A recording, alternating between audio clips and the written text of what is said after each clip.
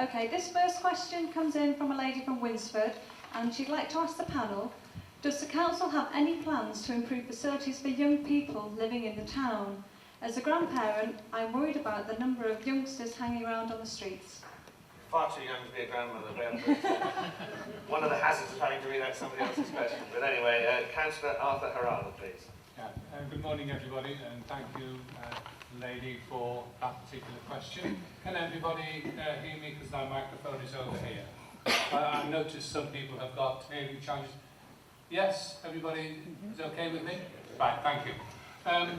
Well, yeah, we are very much aware that this is an issue, and in a recent survey, 58% of the respondents in this area did say that one of their 5 priorities was the improvement of activities for teenagers. And of course, this is an issue which doesn't only embrace my portfolio, but embraces portfolios of other executive members. So it's something we are needing to tackle across the whole of the council. May I assure you, first of all, that we are committed to engaging with young people and children, and we do this through a variety of means. We have connections, which also engages with young people, involved in running youth clubs. We have the Youth Parliament, which provides young people between the ages of 11 and 18 with a forum to represent their interests. And I attend the annual election and also have a strong relationship with those members of Connections who come to me with their particular issues. We are also engaged in informing young people of the opportunities that we have to offer them in this particular area, of course right through the whole authority. We're exploring alternative means of informing young people as to what's on in Winsford and surrounding areas through such channels as the Stuff to Do website and other mediums such as Facebook, Twitter and the council website. Secondly, there's a wide-ranging provision of leisure and culture which we are reviewing at all times. I've been in this beautiful building on previous occasions, and this Winsford Lifestyle Centre is just one example of the buildings that we are providing for young people and, of course, the whole of the community to make use of. Thirdly, of course, we are now looking at the provision in schools for extending the school day, particularly in secondaries, where we're talking about the fully serviced extended school, which means that secondary schools in particular will be open from 8 in the morning, maybe till 8 or 9 in the evening. And as Jim mentioned at the last occasion we were together in Ellesmere Port, we talk really in the concept of maybe of the 24-hour school, where although children would not be on the premises at midnight, but they would be able to access all the facilities of the school in order to improve their education and prepare them for the world of work, which of course is something else that we have great concerns about. And we do that through other organisations as well, such as the Prince's Trust, and Cheshire College, which is nearby, is offering 10-week taster courses and flexible course start dates for young people about to embark into the world of employment. Thank you very much indeed. Now it's because I can't go to the person who questions, it's really open to the floor for you to make any responses on this. So if you want to talk about facilities for young people or the extended school day, or, which is obviously behind the question, you know, young people being a bit of a nuisance on the street. So if we can sort of deal with all those topics. Gentleman there first, please. I'm John Freeman from Weaver. School governors get very twitchy when you say we're going to use these schools for 24 hours a day. My teacher friend next to me says she's only sticking to 8 speech, I beg her pardon. She's only going to teach her for the normal hours. School authorities need reassurance that the place ain't going to be wrecked by people being there at 3 o'clock in the morning. Yeah, well, I'm a governor at Lymm High School, so I sympathise with your colleague's reaction next year. Can you sort of flesh this out? Arthur and then Richard. Yeah. Obviously, we won't be having the school open at 3 o'clock in the morning, but I'm talking about that the facilities of the school will be accessible 24 hours a day via the internet.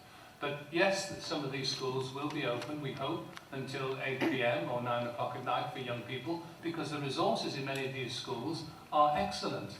many sports facilities there which don't exist anywhere else. I think it's Need concerned to about make the sure not. supervision of the assets, you know, who's going to be making sure that the following day when they come in, you know, obviously there won't be the intensity of teacher supervision that there is during the day, that they won't find windows smashed and all that sort of stuff. I'm not trying to be negative, but I'm just trying to pick up the essence of what my question is asking. Richard, With his sources. Yes, my responsibility is culture and leisure, and this Councillor Harrod has already said the value of the school assets are enormous. Therefore, I believe it's proper that we, the taxpayer who pay for those, should have access and be able to use them. We are proposing a series of joint use activities across the whole of the borough. We are at the moment just starting negotiations for Helsby School, High School, because they have now agreed that a proper joint use, proper management and proper supervision will provide facilities for the public and for the school. We do have very active ones in Consultation in Cheshire, where the joint use is both swimming pool and all their facilities available to the public as well as to the school, so everyone can benefit from this. But this is an ongoing programme which we're going to develop over the coming years. Lynn? Could I just add an element to what both Richard and Arthur had sort of said on this? Because this is not always about the council coming up with good ideas about how we can use our assets and facilities better. So I'm going to make an unashamed plug here for our new model of area working. As a council, we're sort of committing to all our residents that we're going to conduct our business in a very open and transparent way. And more importantly, we're knocking on your door almost constantly saying, come and tell us what you think.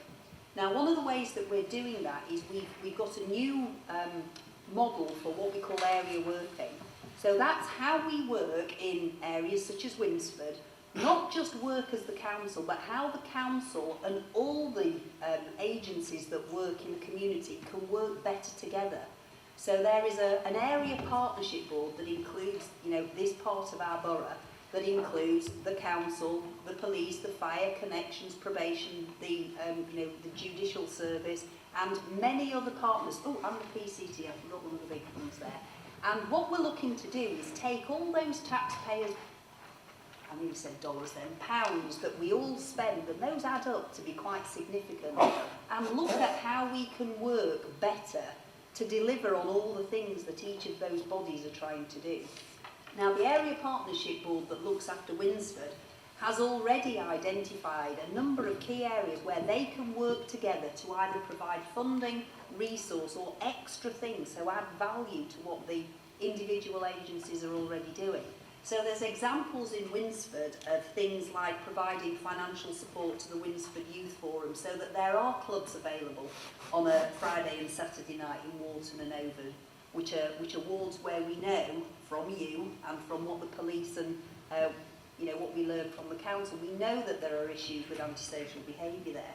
We're supporting a range of activities through that area partnership board to look at unmet demand. So when our children and young people are saying what we really want is this, that we can work together to deliver things. So, like the BMX club, which you may or may not be familiar with around here. And lots of other areas and sort of ideas and projects like this. Now, you as residents can also have your say in this, because we have a range of what we call community forums, and they will operate in an area near you. We've got 14 of them across the authority.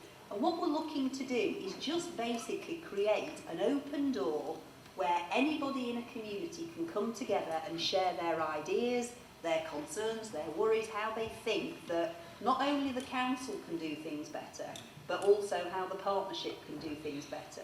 And I'm really quite encouraged, I'm enthused about this, because we have so many young people coming to us now, and boy do they give us a hard time, because they don't understand why it takes so long to get things done. So it's an opportunity for you to come along on a quarterly basis and share those ideas, not just today, but throughout the year.